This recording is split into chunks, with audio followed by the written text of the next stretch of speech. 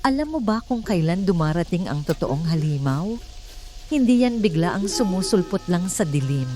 Minsan, sila'y hinihintay. Minamahal. Pamilya mo pala.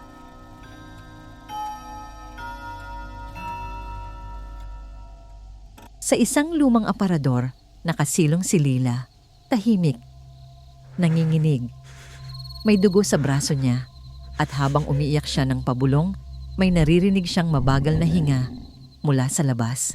Hindi normal na hinga. Garalgal. Mabigat. Parang may inaamoy sa hangin. Lila, mahina. Halos hindi marinig. Wala naman akong ginawa. Bakit ako pa? Balikan natin. 3 araw bago magkabukingan. Benjo, kwento habang ngumunguya. Sabi ni Mang Teryo, may nawala raw na alaga sa kabilang baryo. Ulo lang daw ang naiwan.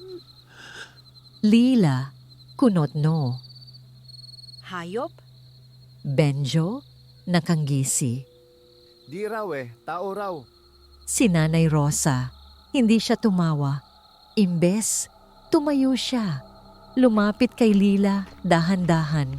Tumingin ng malalim, parang may gustong ipagtapat pero natatakot. Nanay Rosa, mahina. Anak, kung may marinig kang kumakas ka sa bubong, huwag mong titingnan.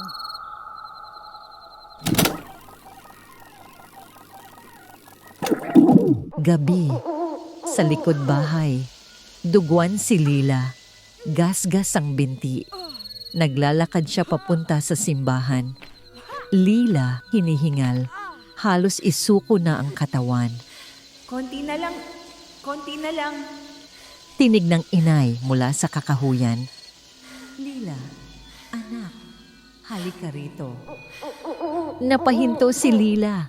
Kilala niya ang tinig na yon. Pero ang problema? Lila nanginginig. Hindi ikaw yan. Patay ka na!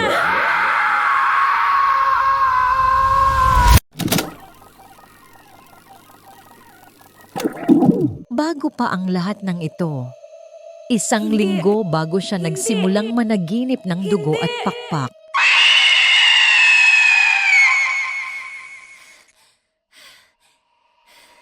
Masayang almusal. Si Benjo masigla. Pero napansin ni Lila, may sugat sa leeg nito, mukhang kagat. Anong nangyari dyan? Kalmot lang ito. Wala to. Pero habang umiinom ng gatas si Benjo, nilingon ni Lila ang salamin. May anino. Isang babaeng tila nakayuko sa tenga ni Benjo. Pero sa salamin lang siya naroon. Nakarating na si Lila sa simbahan, pero sarado ang pinto. Kinabog niya, walang sumagot.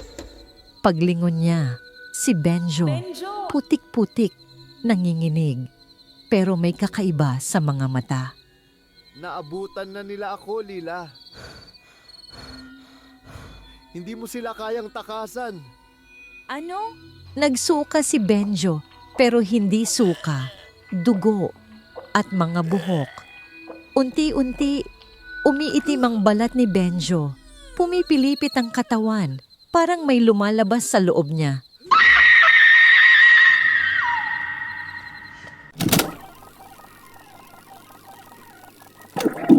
Gabing bago siya tumakbo, gising si Lila.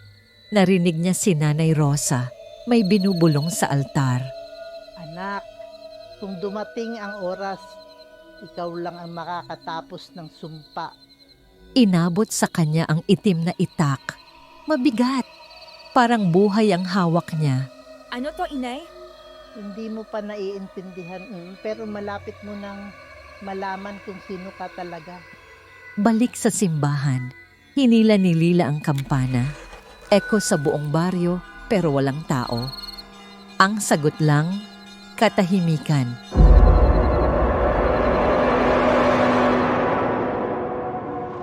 at mga matang nakatitig mula sa dilim.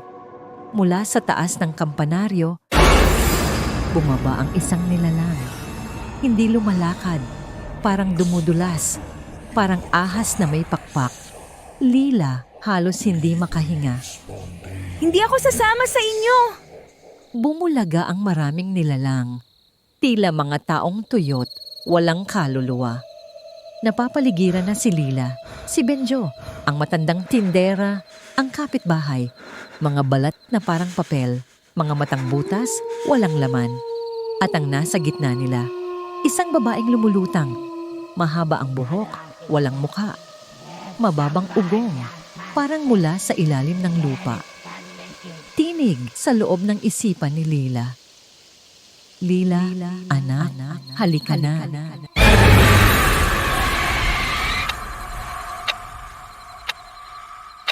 Hindi pa ito ang wakas. Sa susunod, malalaman mo kung kaninong dugo ang dumadaloy sa kanya at bakit hindi lahat ng halimaw ay nilalang ng gabi. Minsan, ikaw pala yon. Abangan ng part 3. Kung handa ka pang harapin ang lahi ng dilim, bumalik ka sa dilim na ito